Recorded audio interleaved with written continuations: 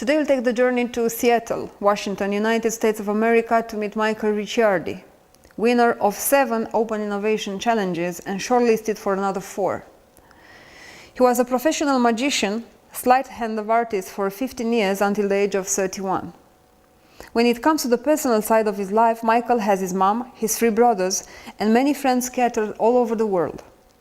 When he's not working, Michael writes, has several writing projects currently, philosophy of science, non-fiction book, children's novel.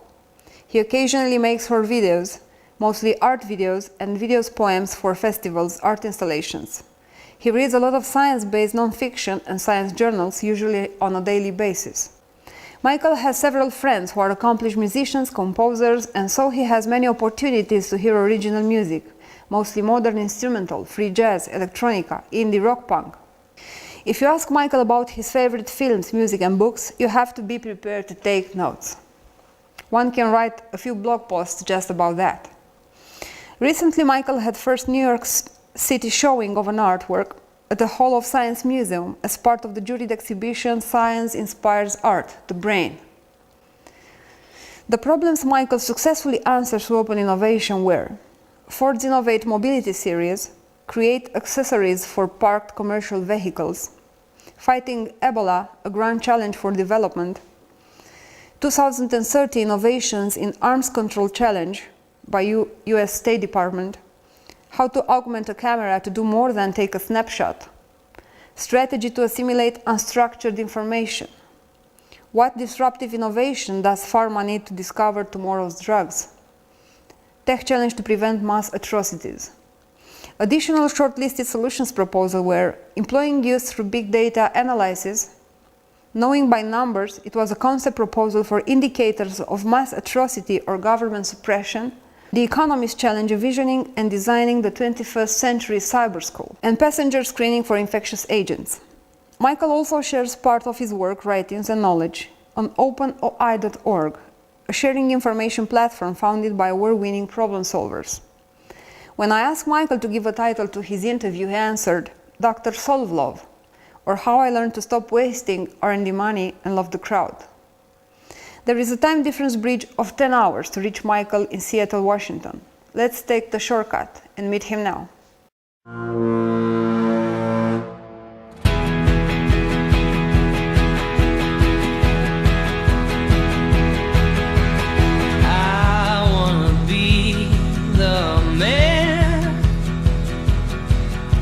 Who gets you all the presents underneath the Christmas tree?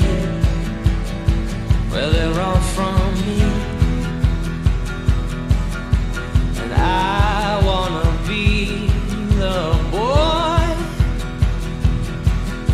who run and tell his baby every time he skins his knee or breaks his toy. I wanna be your boy, be your boy, be your boy. I wanna be your boy, be your boy, be your boy.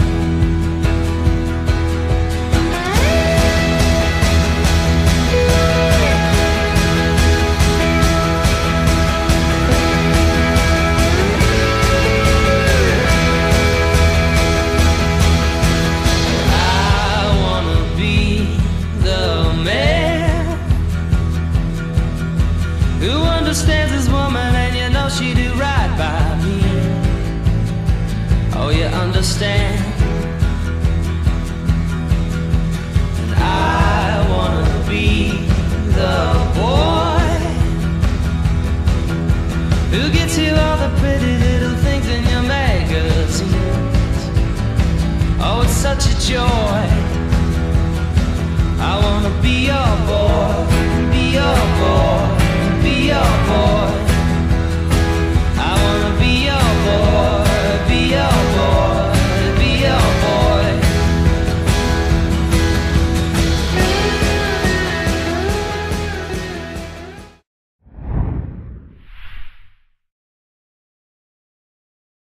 Hello, Michael. Thank you for accepting my invitation. Hello, you're welcome. You know, you were wrong. You weren't a magician. You are a magician. Do you know that? Are you aware of that? I am now, thank you. I look at it as different forms. I transitioned from one form of magic to another. By the way, how was your life as a magician? Life as a magician, well, gosh, I started when I was a teenager.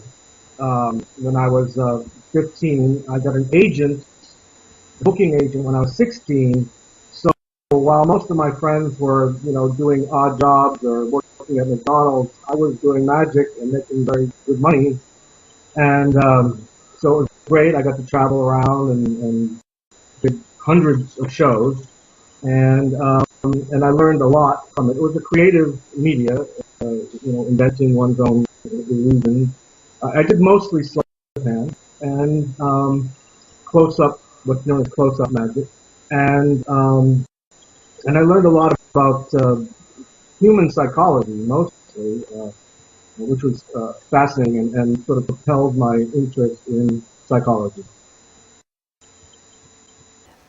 Where do you work now? Currently, I work for the county here. I'm a contract legal researcher and assistant for King County Public Defense. Are you involved in any volunteering activities? Yes, I volunteer once a week, afternoon a week, at the University of Washington's 𝗍𝗶𝗃 lab, also known as Kim Lab, after Dr. I used to volunteer at the Burke Natural History Museum, but I don't do that as much anymore because of my schedule. What projects are you working on now? Currently, apart from my ongoing writing project, I'm working on a children's novel, and which is called The Dream Collector, and a book of manuscript. It's my magnum opus, if you will. It's philosophy, nonfiction, philosophy of science, basically about the role of chaos in life and psychic evolution, and things like that. And more specifically, right now, I'm trying to put together a design and installation for this moon installation art exhibition called Giant Steps. It's being sponsored by Paul Allen, Jeff Bezos, Elon Musk, other people that are involved in the private space industry. Will we be able to see the moon installation from the Earth? That's one of the aesthetic considerations. Probably you'd need a telescope, but theoretically you could see it. I'm looking at a design that would be somehow possible, but that's not the main criterion for the installation. It's there. It's a consideration, and if I can work that angle, I certainly will.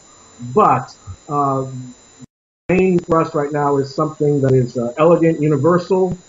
It has to be able to be contained in a small cargo container. The materials can't weigh more than 60 kilograms, and it has to be something. I'm assuming I won't be able to go. I won't pass the physical. I don't know. Maybe. But if I appoint someone in my stead, like my niece, I'd love her to go, be the first girl on the moon. She'd have to be able to install it with the assistance of an astronaut within about a 2 to 4 hour time frame. So there are a lot of considerations involved in that, and I've got like 5 or 6 ideas that are cool, but again, I haven't decided on what's going to work, and hopefully it'll be something you can see from the Earth with a telescope. Having a look at your past, what was the closest to your heart project? That would be probably the most intensive, creatively intensive, intellectually intensive project that I've worked on. Is an art exhibition called Feature Full Word. That was very challenging. We did 2 versions. The first year, 2002, then 2003 at Bumbershoot. The first was for the Seattle poetry festival, an annual poetry festival, at an art gallery here in Seattle, above the artificial limb company. Above it, the second floor was the Osceola Art Gallery, and that's where we staged it. And we got a grant from Paul Allen to produce, which I wrote the grant, to produce the exhibition. And then we got the grant again the next year. We staged the exhibition on all electronic version because there was other 3D media components in the original exhibition. We restaged it at the Seattle Center Arts Festival, known as Bumbershoot, which is one of the largest arts festivals in North America. And it was, relatively speaking, a great success. It was exhausting. I put my heart and soul into it, and slept at the gallery, worked 16-hour days. You know, if you've done an art exhibition, or know people who have, it's a lot of work. As you already know, I find this project of yours being fascinating and having a lot of potential. An idea that definitely should be pushed forward. Let's better see it.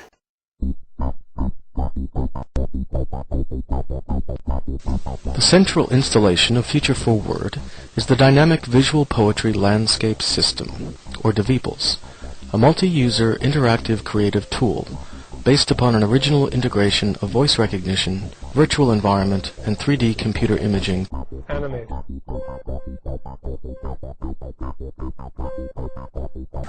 Poetry takes on many forms. Some of it is written, some of it is spoken, some of it is beyond words. The landscape system also possesses an ever-expanding database of keyword images.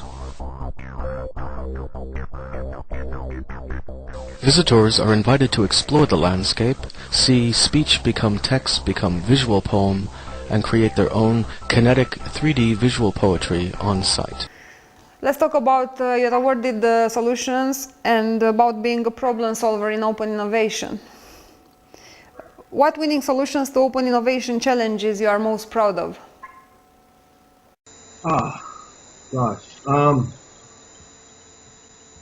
That's a tricky question because I'm very choosy about the challenges that I do and those I won't do.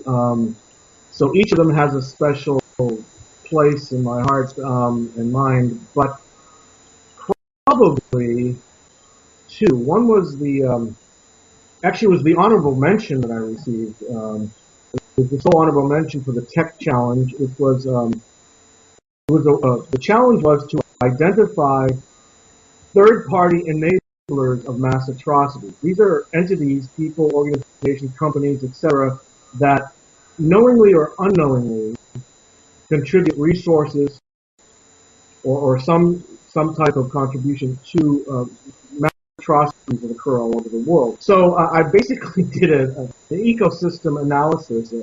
I borrowed a model, an experimental model from the two women researchers in the U.S. here, both biologists, ecologists, 𝗦𝗏 and Pasquale. And what they did was they applied the Google PageRank algorithm, food web.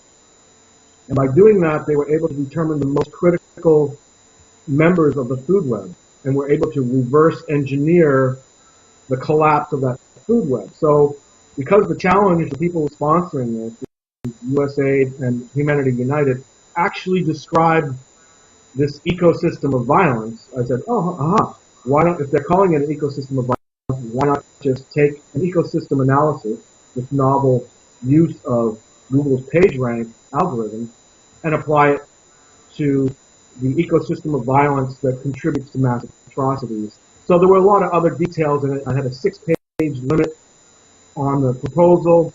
So I had to condense everything, and it had to come up with a way to basically identify the network, and then to apply the algorithm to decide or determine who could likely be, or most probably was, the main contributor to this mass atrocity, these so-called third-party enablers. Seeker said, "We're not going to give you an award because it wasn't I didn't offer a technology-based solution," which often I'll do that. If I have a good idea, I'll go with it, even if it's not fitting the criteria. And they said, but we were impressed, so we're going to give you the only honorable mention that we have. So that was something I was very proud of. It's a very big problem, the mass atrocities challenge, especially nowadays. What about the second one? In 2013, I submitted a proposal for, the challenge was called New Technologies to Improve the Arms Inspection Process, or something like that, meaning nuclear arms. You know, there are inspection teams that travel around the world to these nuclear powers and inspect their sites. Sometimes things are very time sensitive, sometimes it's a critical mission, sometimes it's just standard routine. But they were looking for new technologies to make the whole process of arms inspection more efficient, more accurate, and basically expedited. And so I had come across this technology known as visible light communication in a previous research project, and I thought, aha, wait, this not only is it secure and private because light doesn't pass through walls unless there's windows there, like radio and telephone communication, but it can be redundant and low power and independent of cell networks and all these other. I had a whole list of attributes and positive things, and so basically I drew up a proposal using an application of visible light communication, VLC, to improve and expedite the arms inspection process. After I submitted it, about 3 weeks afterwards, I got a message. The first time I received a message from a seeker before the announcement of the winner, excuse me, and they basically said, they asked me, how would you apply this in an actual arms inspection scenario? And I was and that was it. And so I had to think about this, and basically took 2 days. I responded in 2 days and basically came up with this hypothetical scenario, time-sensitive scenario. Maybe items had been moved, the dual-use items, etc., and needing to track them and to communicate with the team in different locations, etc. So I responded in kind to their question, and then I didn't hear back from them until 2014. And it turns out, 2014, they they announced the winner, that I was the winner, the sole winner. It was the first challenge that I was the sole winner of, and they gave me the entire award amount, which I really needed at the time. What about the Ebola challenge? Thank you. You keep bringing up these challenges that were, I was proud to be a winner of, but at the same time, very frustrating experience in some sense, because the Ebola challenge that I addressed was sponsored by Open IDEO, a different open innovation, crowd-labing or collaborating social network-based open innovation site. No money for that, but an opportunity for Kickstarter campaigns and grants and that sort of thing. But my proposal was about using what are known as sociometric badges. These are small little wearable badges, or they can be put on a lanyard, a necklace type device. And basically they emit a radio signal, and they're a transceiver, so they also receive radio signals within close proximity. And they timestamp every contact with another person who wears the sociometric badge. And the idea was to take this and apply it to what's known as contact tracing, which is a very important step in containing an outbreak of a disease. You need to know who was in contact with whom, or whom was in contact with whom, and at what time, and where. And by tracing these contacts, you can essentially control, hopefully, potentially, the outbreak, because you know if someone was positive for Ebola, but they had like a doctor or a nurse, like here we had actually nurses and doctors come back to the U.S. who contracted Ebola. But as far as my knowledge goes, no one had these sociometric badges, and it was a big deal. They had to retrace this doctor's steps back in Africa and contact every single person, hopefully, that he was in touch with to see if they were positive. They had these badges. It would all be in a database. They'd simply punch in the number, look up the name, and they'd know immediately there'd be a readout of every single person working at the clinic now. So everybody who comes and goes, if you're a visitor or a patient, you get a badge. If you're a worker there, you get a badge. Everybody that enters this treatment facility has a badge. And that way you're able to track, contact trace very efficiently and very accurately. I had to estimate how many badges I needed for a typical field hospital or treatment facility. So I had to contact the Center for Disease Control and ask them, hey guys, I just won this challenge that you sponsored, co-sponsored with 𝗨𝗏, and I need to know, like, what's an average staff population of a hospital? You know, is it 50, 100, 200?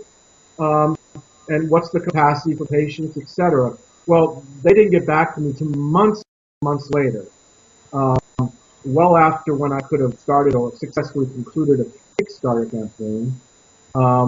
And there were other challenges. Ultimately, what I didn't do a Kickstarter campaign for a variety of reasons. One was a lack of support, but also I felt that the foundation, the Department of Defense, the President's Office of Technology and Science and Technology, the CDC, World Health, and 𝗨𝗏. And I thought, well, they chose my idea. There were 6 ideas chosen out of 600 submissions.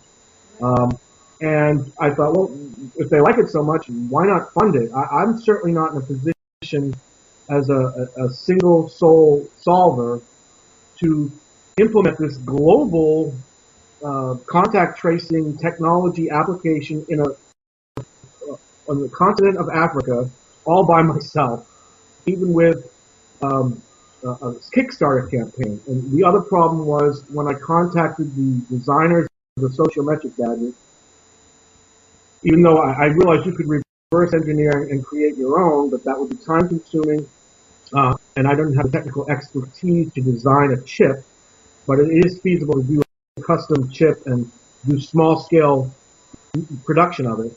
I thought it'd be easier just to contact the people at MIT who developed this and say, hey guys, how would you like to donate to this great cause? Well, they had spun off the technology into a private company, and which I won't mention, and it turns out that they were charging almost $600 per unit. That's per badge. My estimate in my original budget was about $30, which is actually what it would cost to make these if you were to do it yourself and you had the know-how and the production process lined up.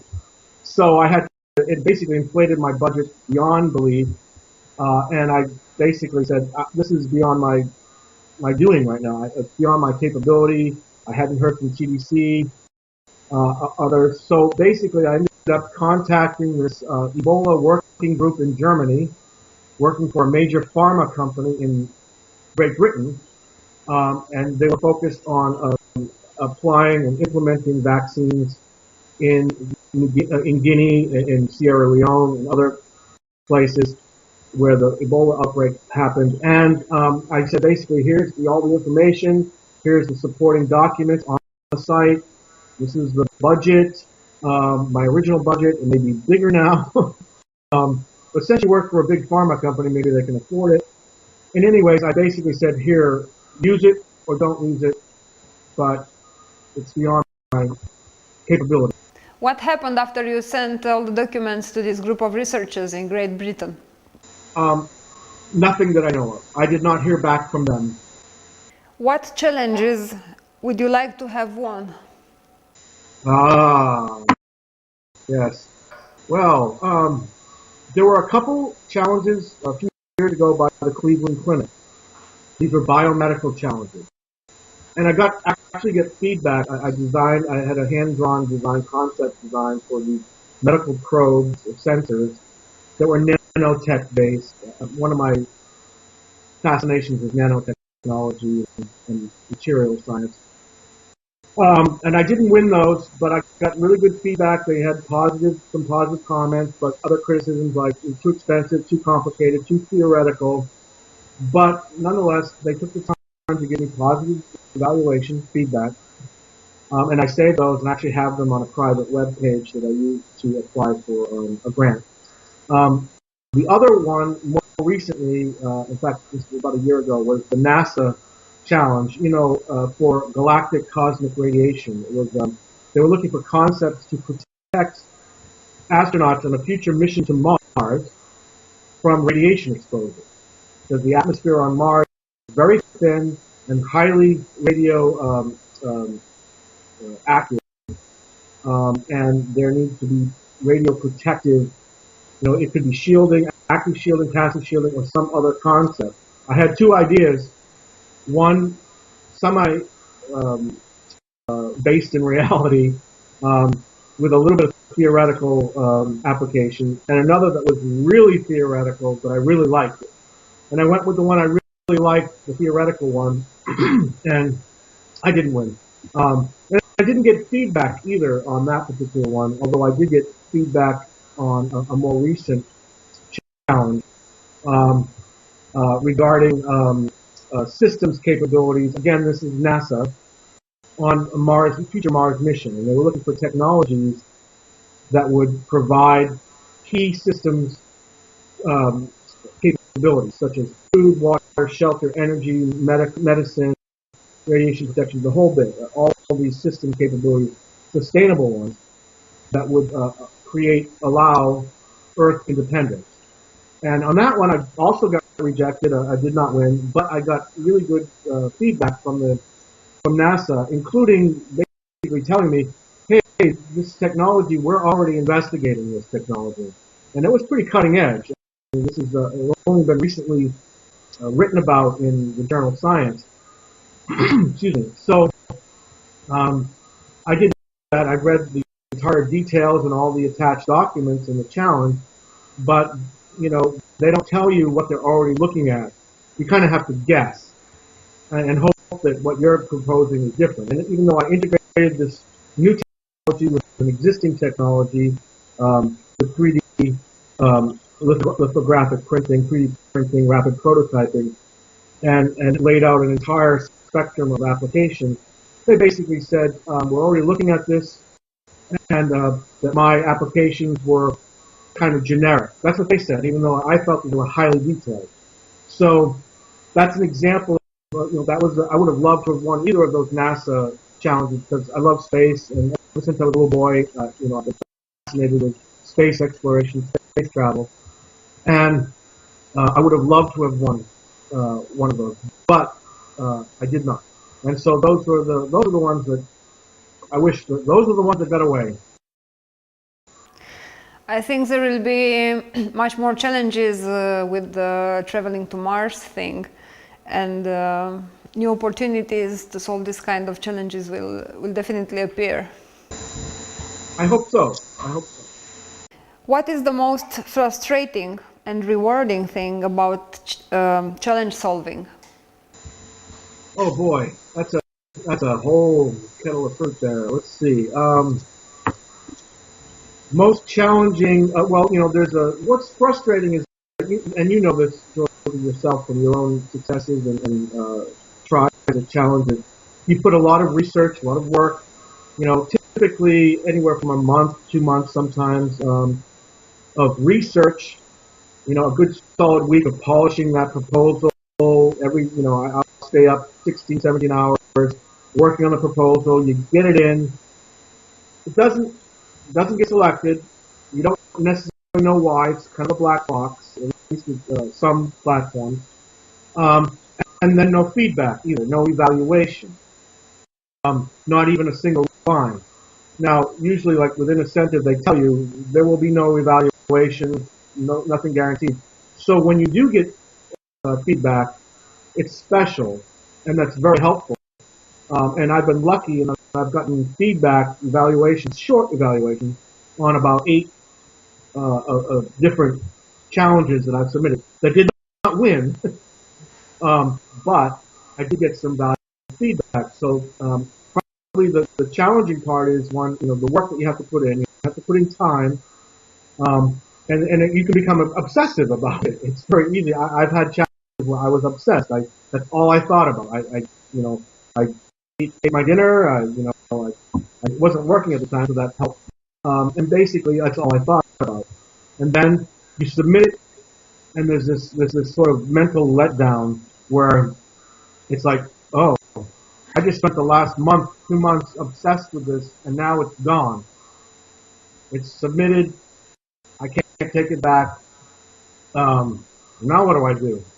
So that's frustrating. And what about the rewarding side of things? Well, there's money. Yeah. It's nice when you're unemployed, or as I was freelancing, I was mostly a science writer, freelancing blog writer. That was my main source of income at the time. So getting an award amount, a couple thousand, in the case of the arms control inspection challenge, that was 10 grand. And that was published on the web, so I'm not revealing any specific detail of the challenge. There's no, there's a standard confidentiality agreement, but what I'm telling you has been published online. So in any case, so that was rewarding, and it looks good in a resume. It makes you feel good. Hey, I've contributed something, maybe helped someone, or a lot of people, maybe made something better for some. I generally avoid purely commercial challenges. I generally don't do commercial challenges unless there are certain factors involved, and I can talk about those later if you want. But so the rewards are that knowing that you help, it builds your confidence as an independent thinker, and that you're not just, if you're unemployed or freelance, you're not just wasting your time sitting around home. You're actually doing something productive and potentially beneficial to other people, not just a commercial entity. So that's very rewarding. Besides the commercial challenges, are there some types of challenges that you will not do or work on? Very good. I anticipated that question. Yeah, sure. Yes.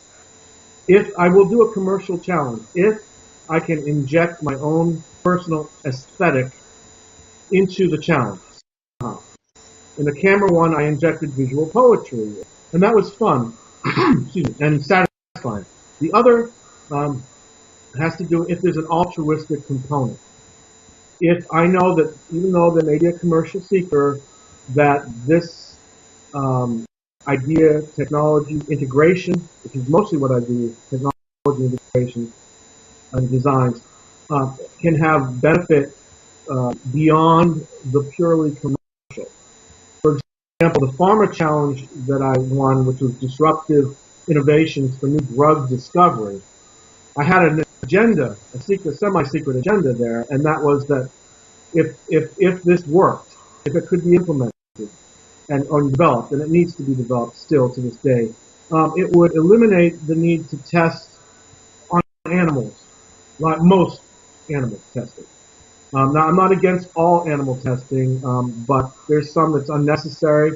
Those are the exceptions. If there's altruism or if there's an aesthetic component, the affordability challenge that I won, that was for doing outreach in South Africa and rural communities in South Africa, providing public service. So even though it was Ford, big motor car company, I was able to say, well, this is beneficial. That I can do a public service, health public service,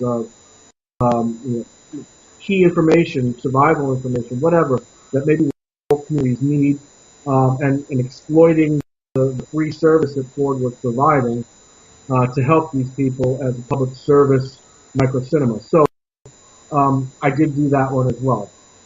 Just another example. How many solutions did you send through Open Innovation since you started? Well, I'm almost afraid to say because it's less impressive if I tell you that I've submitted Probably to date now, up to the present moment, I've probably submitted somewhere between 40 and 50, somewhere between there. So at one point I had a good success rate, about 1 out of 5, but now it's more like 1 out of 8 challenges that I have some success at. Do you submit a solution to every challenge you work on? Very good question, and I suspect this is like many others, and perhaps yourself.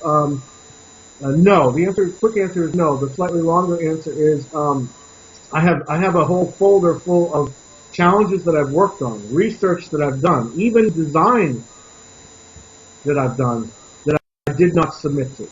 Why? Why? The quick answer there again is I wasn't inspired, motivated. There was something about the challenge, and it's you know, 𝗦𝗫𝗃𝗲𝗏, you know, it's hard to say, but there was something about the challenge that did not compel me, did not inspire me enough. In some cases I thought, well, someone else is going to come up with this idea, and in some cases, again, it was a creative challenge to me personally to come up with an idea, but it was a commercial seeker, and it was just going to help their bottom line. And again, nothing wrong with that, but it's not my thing. It doesn't motivate me. So I have a lot of these commercially that I think could have worked. They might even be patentable, but I did not submit. So actually, there's probably more that I did not submit to than I did submit to. How do solutions come to you? It's magic. Kind of pick a card, any card. No.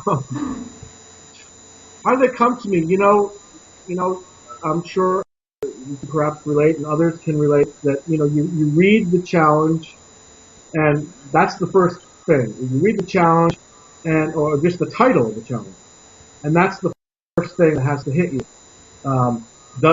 Is it compelling enough? And then I'll read more, and before I sign the agreement. And if that's still compelling, I'll click on the agreement that I agree to the terms, and then they give you the whole details, and I'll read that. And when you do that, usually I'm taking notes. Sometimes right away I'll copy paste details into a document and just spew top of my head whatever comes to my mind, even ridiculous ideas, stupid ideas, or completely absurd ideas, and I'll just type them all down as much as I can. And then that's it. I step away. I might look at what I typed, and then I just start thinking about the challenge. And many times, not often enough, but many times, as I'm mulling over and just tossing ideas around, sometimes I'll look at the notes, sometimes I'll add more notes to what I'm doing. I'm reading all the time. Sometimes I'll read something in a journal and go, aha, this could work, or this could apply. And things suddenly crystallize.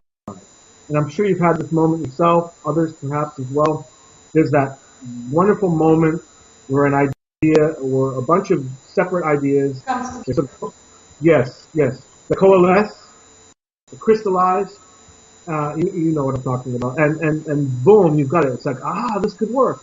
Now, you might be completely wrong, but your mind says, this is cool, this could work. And so I go for it. Usually that's how it happens.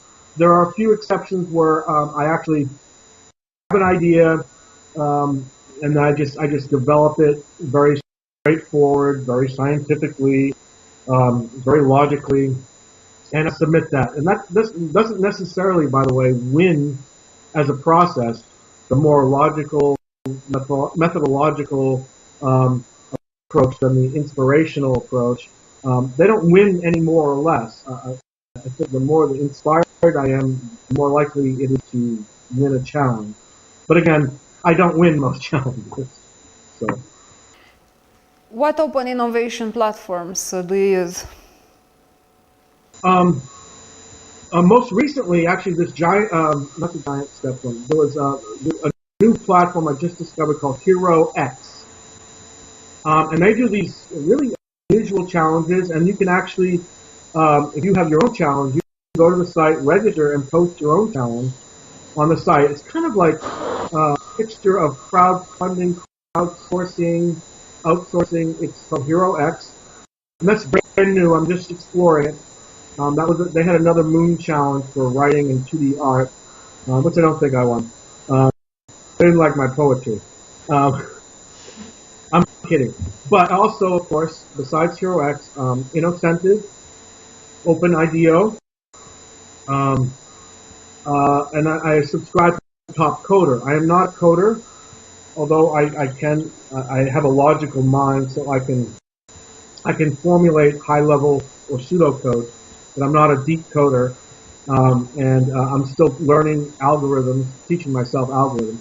But I follow Top Coder just to stay up to date with what's being presented there, and I'm trying to think of an idea connection. Do you know who were the seeking organizations that awarded your solutions? In some cases, the arms control one was the State Department. There was one, this big data challenge I won, assimilating unstructured data. And it just appealed to me. I've been reading about big data, a lot of it, and I just started, and I was doing open innovation and these Zooniverse citizen scientist sites. That's another sort of collaborating, open source collaborating platform, Zooniverse.com. And so the seeker was anonymous. I submitted. I was one of 2 winners of that. We split the award. I don't know who the other winner was, and I do not know who the seeker was, but on another forum, I believe it was on LinkedIn, a contributor on the forum mentioned that incentive contracts with the intelligence community. And they actually listed a URL to this intelligence contractor, which I'm not going to mention. And I was shocked. I was like naive. I'm just a naive guy. And I said, oh my God, I bet that this challenge was for this contractor for the intelligence community. And I felt a little duped, like I was fooled. Being a magician, sometimes it's easy to get fooled. Former magician. So I don't know if that's true. I could be completely wrong. But I may have inadvertently done a challenge for an intelligence community contractor. So now I'm smarter, and I read between the lines, and I'm very careful about which challenges I choose to do if I think that the information, the idea could be used maybe not such a good way. In some cases, to answer your question, in some cases I do know the State Department. I can say who they are. They were public about it. The Ford Mobility, I know who they are, but in some cases I don't know or I can't say. Why did you start to solve open innovation challenges? How that happened? I read an article, excuse me, in the New York Times back in either late 2007 or 2008, early 2008, and it mentioned specifically inventive.com. I was like, wow, this sounds cool. I want to try this. So I went to the site, I registered, and I started looking at challenges. Like, wow, cool. So, in point of fact, I did a couple of challenges, and that same year, I got my first bite. I didn't win, but I got a note from the seeker saying my proposal was in the top 5 of all the proposals they received, but in the end, they decided to give the whole award, the entire award, to one of the other submitted proposals. So I came close. It was a big 25,000. That was the passenger screening for infectious agents. And then on that one, you had to actually come up not just with the technology, but actual biological indicators, actual symptoms or signs that the technology would measure. So that was actually pretty cutting edge, and there's actually a system that designed that I could theoretically patent. but there are other contingencies there. So I started in 2008, and it all started from there. And I was like, well, I came close. I'm going to try again.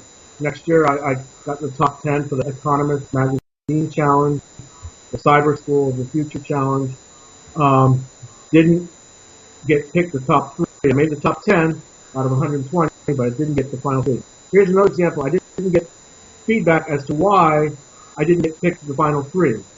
I actually followed up on them and said, hey, can you give me an idea of, why you didn't select my top 10 proposals? Didn't hear back from them. So I kept going at it. It took another 3 years, almost 3 years, about 3 years, before I actually won a monetary award. And it's been sort of fairly steady since then. What motivates you to continue to solve open innovation challenges? All the money. I'm all about the money. No, obviously I'm not all about the money. But what motivates me is, and I'm sure you can relate to this. There's, when I was a kid, I loved brain teasers. Those little puzzles, in books.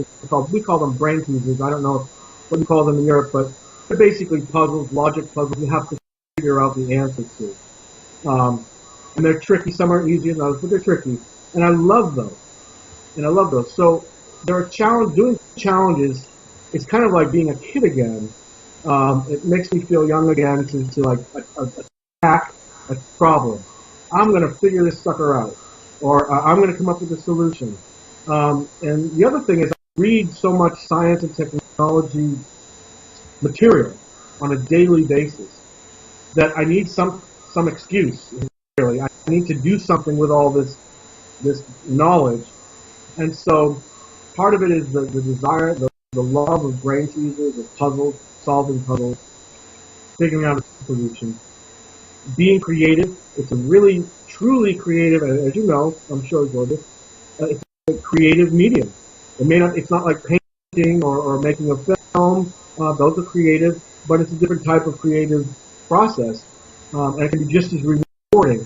So there's that, and then there's the money. How do you feel about open innovation market? Will it evolve? Will the present model survive? Does it have a future? From all indications, and the growing number of open innovation sites, as I'm sure you're aware of. I mean, when it started, there were like 2 or 3. There was 𝗏𝗏, inventive, 𝗏𝗏.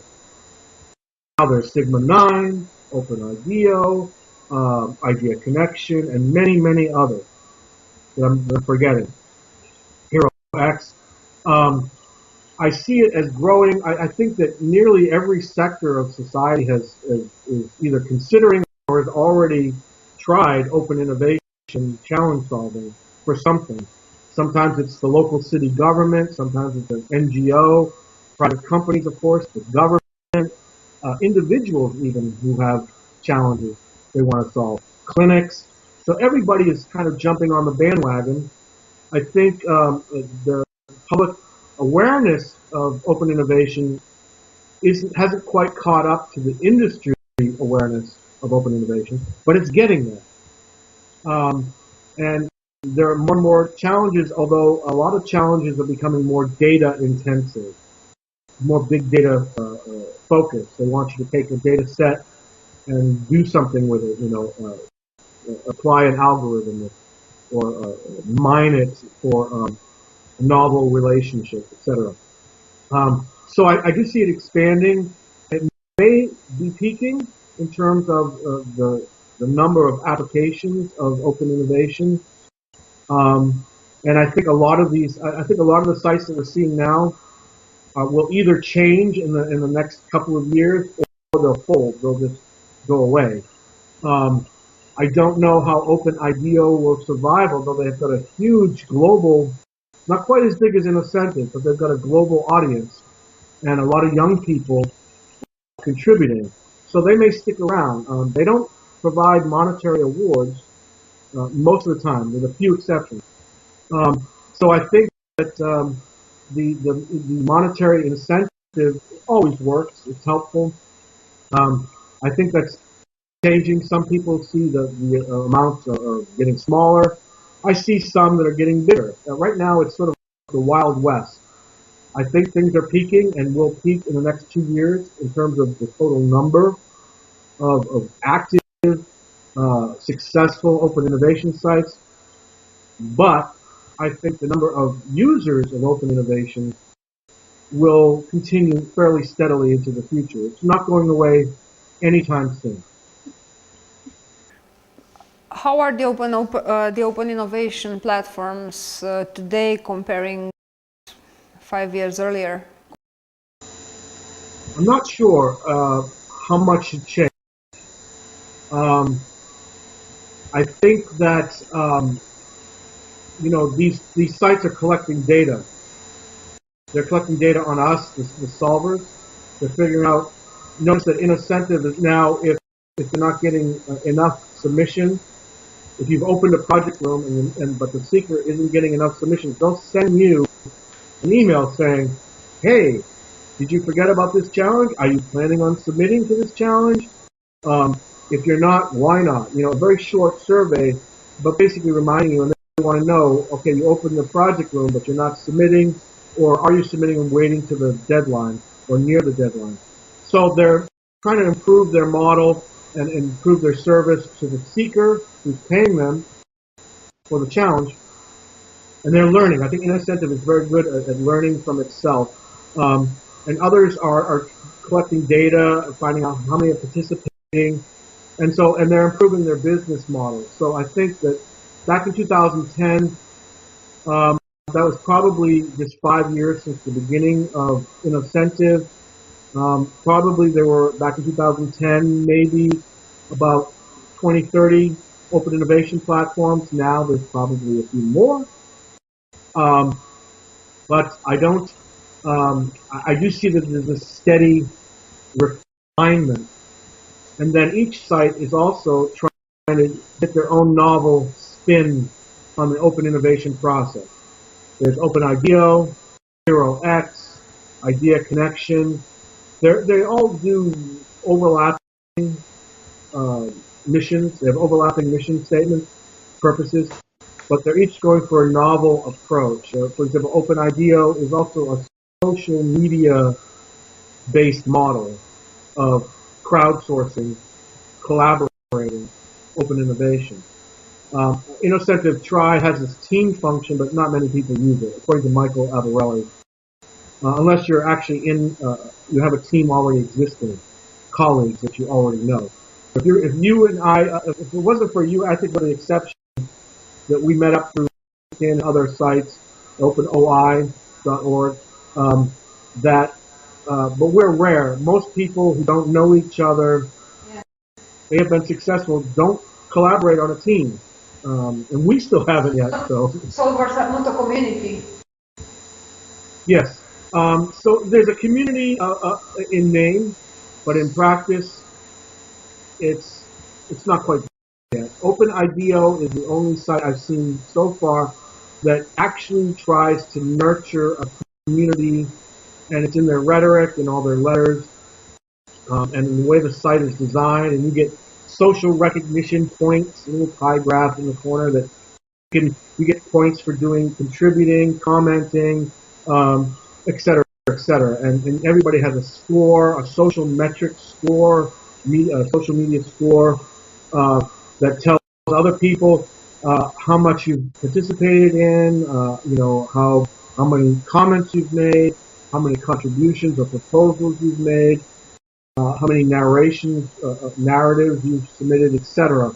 So they try in that regard, and they do get support from big foundations like the Clinton Global Initiative and others. But there are limitations there as well.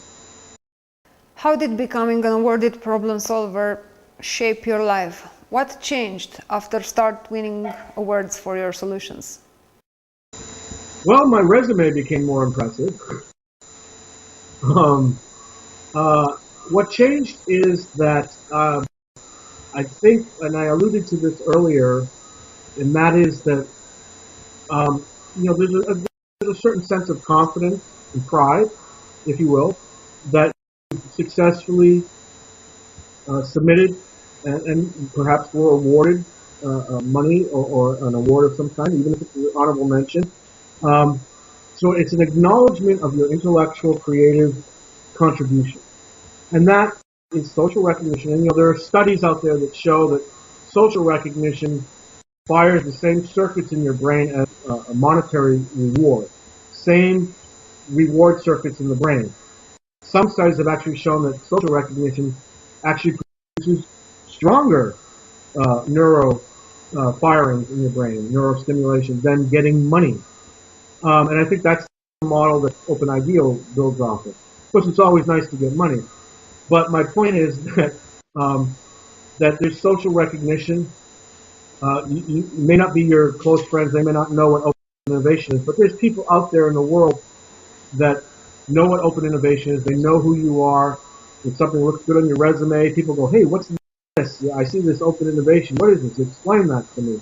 And so you explain it to them, and usually they're impressed by the explanation and your accomplishment.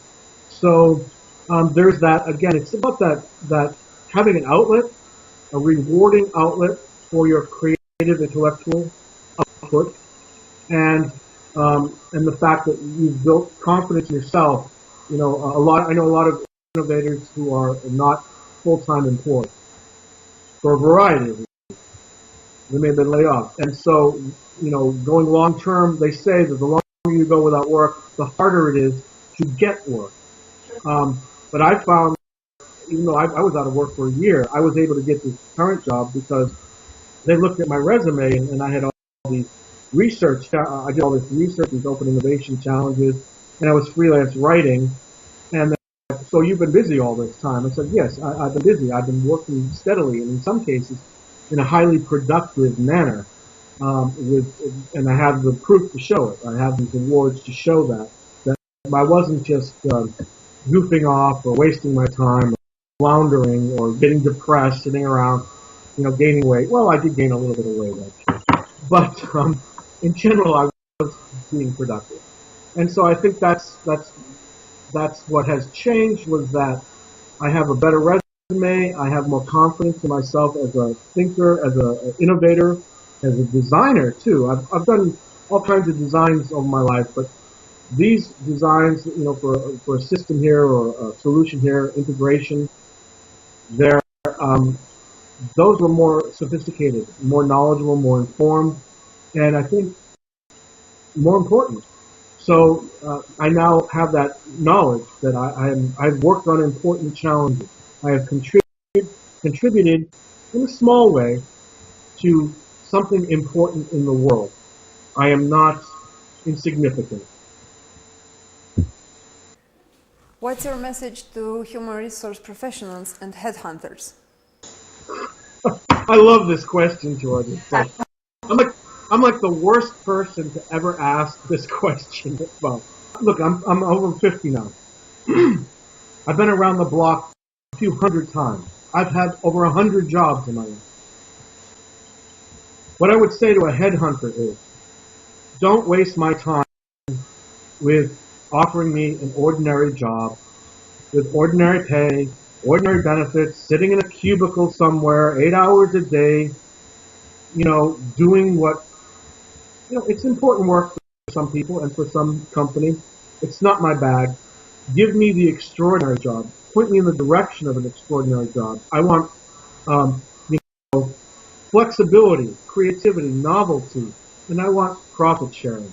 If you can't find me a company that does some form of profit sharing, it's like I can get a job on my own.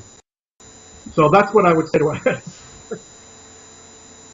What is your message to CEOs, to board of executives, and to leaders in general? If I had this ideal situation where I'm brought in for an interview and there's all the bosses in this company, maybe the CEOs, they're all at the table, and you're there at the table, and they're considering you. They want you to sell yourself to them. But what I'm thinking in my mind is, okay, everybody at this table is rich, or on their way to being rich. how are you, through exploiting me, you want me to work for you for 1, 2, 5, 10 years, whatever. How are you going to make me rich? How are you going to set me up so that exploiting my creativity, my intellect, my abilities is going to make me, maybe not as rich as you, but I want to be able to walk away knowing that I'm richer than when I started, because I can do a lot of good things with a little bit of money. Think about what I could do with a lot of money. But my point is that I would tell a CEO, look, I want flexibility. Just give me an idea and let me go for it. I don't need someone hovering over me every moment. I hate this rigid timetable, in at 8 and out at 5 or whatever, 9 to 5. I need flexibility. I need profit sharing, if that's stocks, ownership, or direct profit sharing like they do in Japan and other places. That's what I want. Otherwise, all I want is a contract. Hire me for a year, give me a task to do, and see if I do it, and then you can evaluate me at the end of the year and renew my contract. But basically, I do not necessarily want to be your employee in the traditional sense, unless you're going to offer me an extraordinary job opportunity. What's your message to the educational systems, to the worldwide university leaders? In school, I was a good student, but I was also bored a lot. And I had good teachers who could recognize that and say, I'm going to give this kid extra work or extra projects to work on because he's always finished too fast and gets bored. And so they gave me other projects to work on, and I went to special schools that had accelerated programs. But I would say to educators, to teachers, or people running schools to look out for that boy or that girl who they're bright, but maybe they're bored, or maybe they need the right stimulation. Not everyone learns the same way. And there are, people are so focused on IQ tests right now, the 𝗏𝗏𝗏 intelligence quotient, that measures just 3 forms of intelligence and very basic cognitive skills, visual, verbal, spatial, or rather mathematic, spatial, and verbal. That's it. Some are of the opinion there are 7 or 8 different forms of intelligence, out there. And I would tell, there's organizational intelligence, athletic intelligence, musical intelligence, social intelligence, artistic, etc. And I would say to educators to be on the lookout for these other forms of intelligence that are out there. Because a lot of kids get pushed aside or ignored or just overlooked because they don't fit into that standard educational mode. And that's not just public schools, it's private schools too. The difference with private schools is parents are putting up money and there's a lot more conservative, smaller classrooms. The biggest thing is keeping the classroom small, keeping the parents involved. And if you can do that and then be on the lookout for these kids, maybe they're not so great at math, or maybe they're not motivated, show people how this math skill, this science skill, or this other skill, geography, whatever, is useful in the real world. Give them examples. There has to be a degree of stimulation. I was very fortunate. I had teachers who had lots of programs. They took us on trips. It's all about stimulating the mind and being on the lookout for those other forms of intelligence that get overlooked by this overemphasis on IQ. What's your message to the leaders of the open innovation platforms? I think I'll echo a lot of criticism I've heard online, and that is, innovators, solvers really want feedback of some kind. And I understand that if there's, hundreds of people submitting, you can't give feedback to everyone. But if you were in a cutoff, say the top 10, before they decided on 1 or 2 or 3, maybe those top 10 deserve some feedback. Even 1 or 2 lines. What did you like about this? Where could it improve itself or be improved? Because how can we improve as solvers if we don't get feedback about our solution? In some cases, that may go against the motives of the seeker. They want to be anonymous. They don't want to give away too much. As I've discovered with other challenges, the seeker commonly will not reveal in their challenge their true research focus. They're actually looking at something else, but they're trying to create cast a wide net. And I discovered that with the pharma biotech challenge. So feedback, some kind of evaluation. Absent that, it would be nice to know, and this is a big problem, how many people submitted an actual solution to the challenge. Not the number of people that opened the project room or signed up, but actually submitted a proposal. Now, in 2 cases, I knew how many people submitted. The Open Idea one and the Economist magazine challenge. 120 on the latter, and on the former, there were over 607. So I knew what my competitive odds were, and I was able to assess how I am as a competitor, you know. But if only 20 people submit a proposal and 3 people win, that's okay. You'll take the money, but that's not as satisfying because your competitive pool is very small. If it's a large pool, your idea which stuck out amongst a large pool, that's more satisfying to the solver to know that, hey, I was competing against 100, 200, 300 people, and they picked 2, and mine was one of them. That gives you a better sense of your competitive edge, and with others. And granted, there's randomness involved because every challenge is different. Each platform is a little different. Open IDEO, I would say, you need to have provide more administrative support, follow-up, instead of just saying, hey, go for a Kickstarter campaign or apply to this foundation, or here's an application for a technology grant, as the State Department gave me.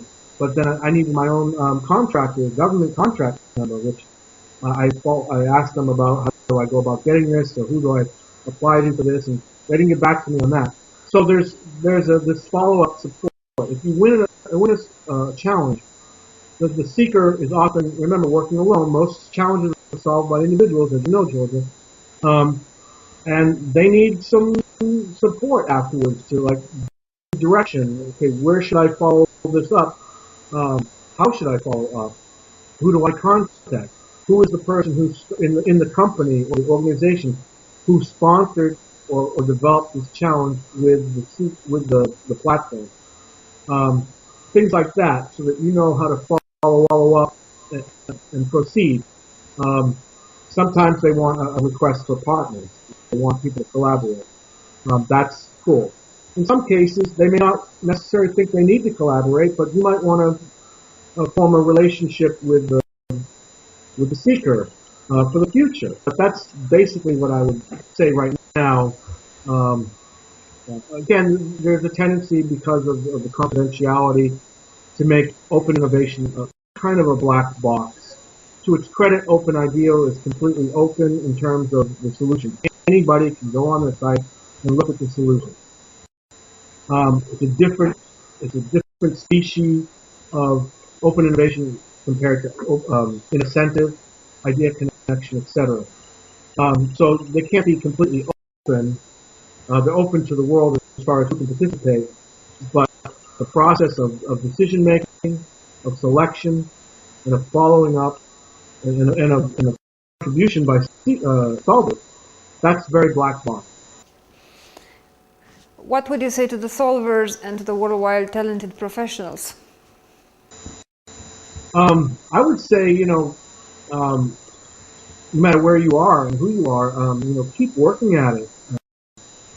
It took me almost 5 years before I actually won my first challenge. That's on a personal success level. But in general, I would say, expand your field. If you're working with just one platform and you like them enough and maybe not having success, check out all these other platforms. By participating in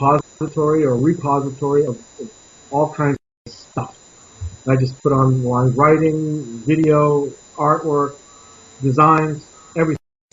So that's where you can basically find me. And it also lists my other websites, projects that I'm working on. Everybody has a Gmail account, even if they don't have a Gmail account. Google will provide one for you instantly, as you know now. So I have a Gmail account, 𝗦𝗏𝗍𝗏, which is a play on my last name, 𝗦𝗏𝗍𝗏 and 62. And at Gmail, you can always contact me there. Thank you very much, Michael. It was a pleasure talking to you. Pleasure is all mine. Thank you, Georgia, for doing this project.